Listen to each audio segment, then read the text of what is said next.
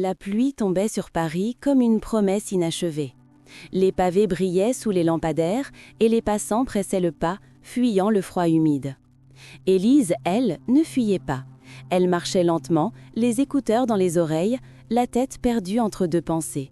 Son manuscrit en retard, ses clients exigeants et cette solitude élégante qu'elle portait comme un parfum discret.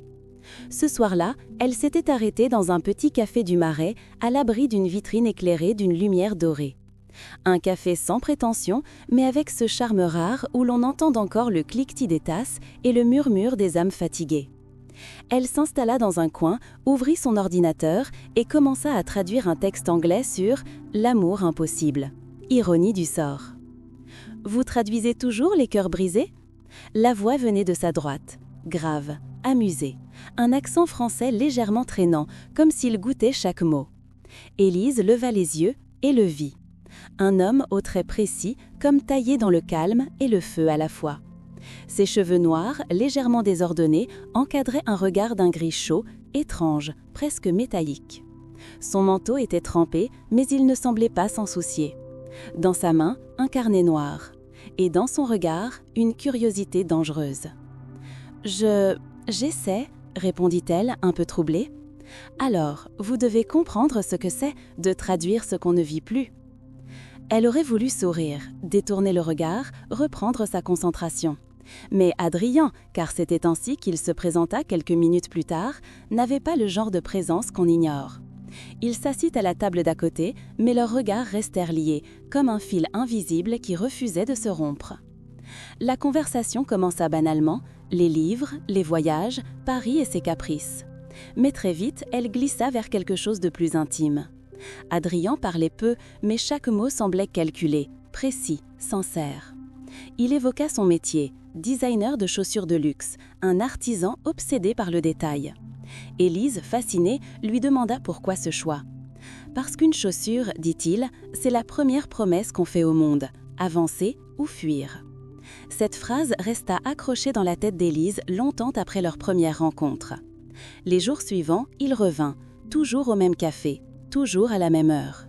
Et chaque fois, la même tension subtile entre eux, comme une ligne électrique qui vibre sans jamais exploser. Un soir, il lui proposa une balade après la fermeture. La pluie avait cessé, l'air sentait le jasmin et la terre mouillée. Ils marchèrent côte à côte, leurs épaules se frôlant parfois. Adrien ne parlait presque plus. Il observait. Il semblait étudier chaque geste d'Élise, chaque hésitation de sa voix, chaque rire étouffé. Lorsqu'ils arrivèrent au bord de la Seine, il s'arrêta. « Tu crois que certaines personnes se reconnaissent avant même de se connaître ?» demanda-t-il soudain. Élise sentit son cœur battre plus vite. « Je crois que certaines âmes ont le même rythme, et quand elles se croisent, elles le savent. » Il la regarda longuement, comme si cette réponse lui appartenait. Leurs regards se croisèrent dans le reflet tremblant de l'eau. Et sans prévenir, il effleura sa main. Juste un contact, à peine une caresse, mais qui la traversa comme une décharge douce. C'était à la fois une invitation et une mise en garde. La semaine suivante, Adrien l'invita dans son atelier, près du canal Saint-Martin. Un lieu silencieux, empli de cuir, de croquis et d'odeurs de bois ciré. Élise entra fascinée. Les chaussures exposées semblaient des œuvres d'art. Sur une table, un modèle inachevé, des talons couleur sable délicatement courbés. « C'est pour qui ?» demanda-t-elle. « Je ne sais pas encore, peut-être pour toi. » Elle sentit ses joues s'échauffer. « Tu plaisantes ? Pas du tout. » Il s'approcha, lentement. Chaque pas résonnait dans l'espace vide, chaque geste semblait suspendu. Quand il fut assez près pour sentir son souffle, il murmura « Je vais la détruire et t'achever au lit. » La phrase, violente, fit battre son cœur si fort qu'elle recula instinctivement d'un pas. Mais dans ses yeux, elle ne vit ni menace ni arrogance. Il y avait autre chose, une douleur, un feu, une peur d'aimer trop fort. Et avant qu'elle n'ait pu répondre, il ajouta d'une voix plus basse. « Mais ton toucher, Élise, ton toucher vient de briser toutes mes règles. » Le silence tomba. Un silence épais, vibrant, où même la respiration semblait coupable. Élise leva lentement la main. Son doigt frôla la joue d'Adrien. « Alors, arrête de vouloir détruire Adrien. Apprends à ressentir. » Son ton n'était ni dur ni doux, simplement vrai. Il ferma les yeux. Son front vint se poser contre celui d'Élise. 2 respirations se mêlèrent, hésitantes, puis s'accordèrent. Aucun baiser, pas encore. Mais dans cet espace minuscule entre leurs lèvres, quelque chose se promit sans mots. Cette nuit-là, Élise rentra chez elle sans oser se retourner. Le vent froid caressait son visage et elle se sentit à la fois vivante et terrifiée. Elle savait que cet homme pouvait la bouleverser, la faire plier, peut-être même la changer. Mais au fond, quelque chose en elle chuchotait « c'est trop tard ». Et dans son atelier, seul, Adrien passa la main sur le cuir de la chaussure inachevée. Il sourit doucement. « C'est elle », murmura-t-il. Puis, il se remit à travailler, les yeux brûlants, le cœur battant à contretemps. Les jours suivants furent étranges, suspendus entre le silence et le souvenir. Élise travaillait, traduisait, écrivait, mais tout lui semblait différent. Chaque mot qu'elle tapait vibrait d'une intensité qu'elle ne reconnaissait pas. Dans chaque phrase, elle croyait entendre sa voix. Dans chaque battement de son cœur, elle devinait la trace de ce regard gris qui l'avait déshabillée sans la toucher. Adrien, lui, oscillait entre l'envie de fuir et le besoin de la revoir. Il se répétait qu'elle n'était qu'une distraction, un éclat passager dans un monde de surface. Mais à chaque fois qu'il prenait son crayon, qu'il essayait de dessiner, son trait s'interrompait, sa main tremblait. Tout ce qu'il créait semblait parler d'elle. Une semaine passa avant qu'il ne la revoie. Un matin de février, froid et clair, il la retrouva devant le café du Marais. Elle buvait un cappuccino, les cheveux détachés, perdus dans un livre. Quand elle leva la tête et croisa son regard, le monde sembla se taire une seconde entière. Pas de mots, pas d'excuses, juste un léger sourire, timide, et un geste de la main. « Tu reviens toujours quand je crois t'avoir oublié », dit-elle doucement. « Alors ne crois plus ça », répondit-il. Ils marchèrent ensemble, sans destination. Il lui parla de son enfance à Lyon, de son père trop exigeant, de la solitude des ateliers. Elle, de son envie d'écrire pour elle-même un jour, pas seulement pour les autres. Leurs confidences étaient comme des fils fragiles qu'ils tissaient entre eux, sans savoir encore s'ils construisaient un lien ou une prison. Quand la nuit tomba, Adrien proposa de l'accompagner chez elle. Elle accepta. L'appartement d'Élise était petit, mais chaleureux. Des livres partout, des bougies, une odeur de vanille et de papier. Il entra sans un mot, observant ce monde qui lui ressemblait si peu.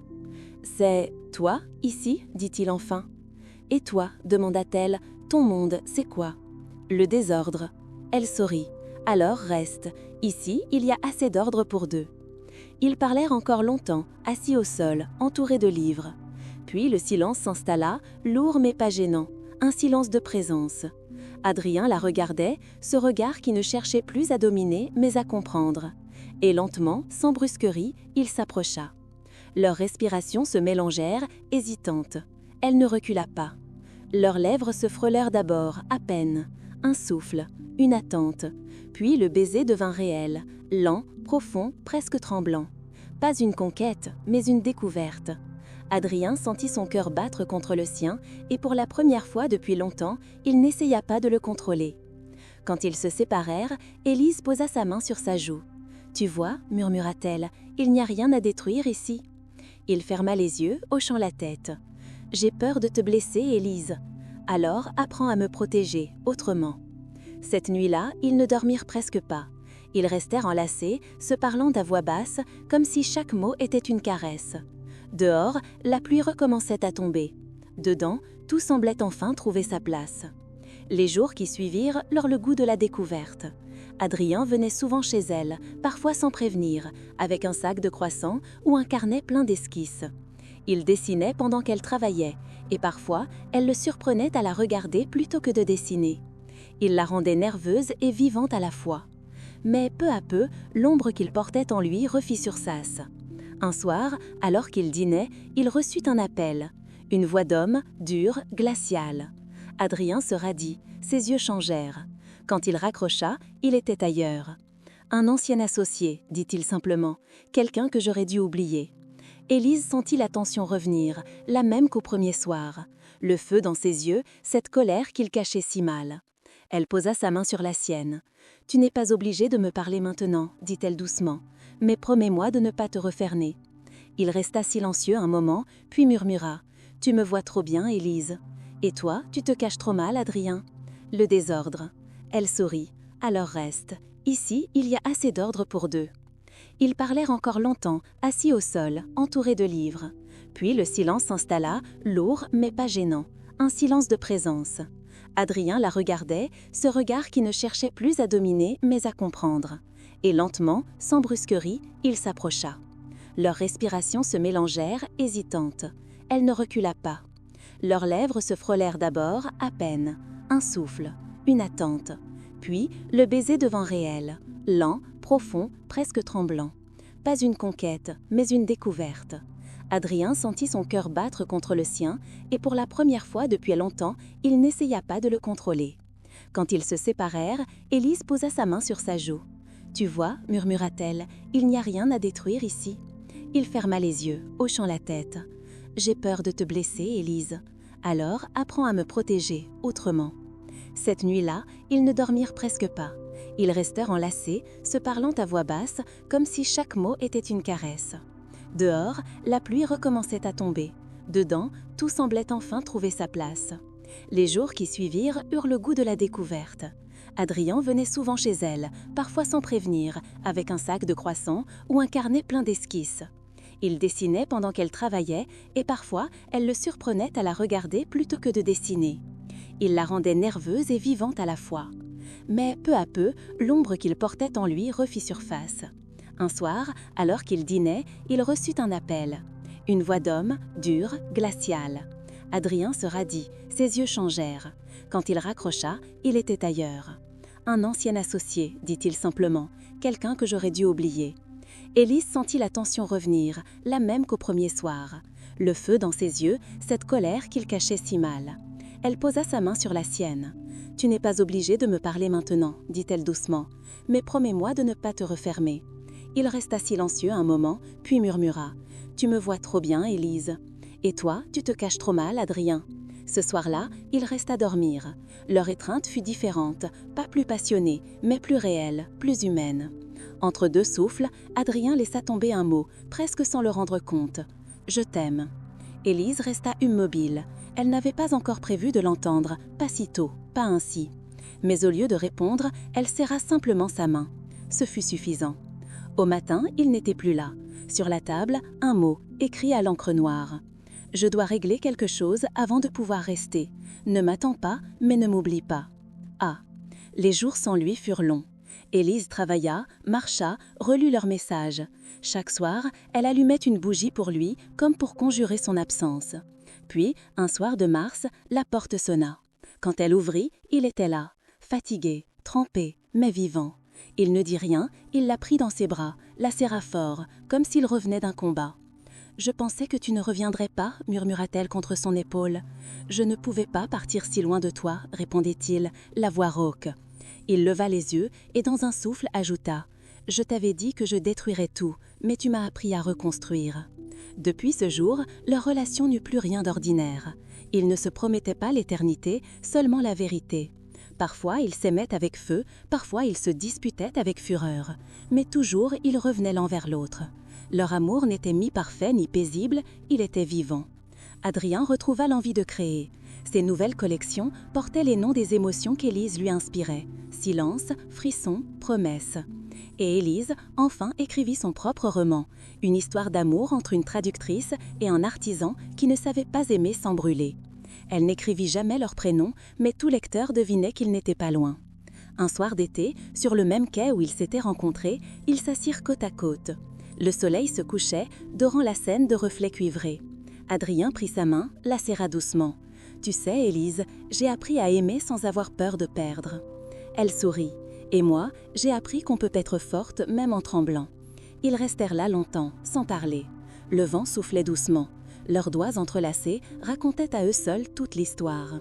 Et quand la nuit tomba, Adrien se pencha à son oreille et murmura, cette fois sans violence, sans peur. « Je ne veux plus jamais te détruire, je veux te choisir, encore et encore. » Élise ferma les yeux, un sourire tranquille sur les lèvres. Le frisson interdit était devenu un serment.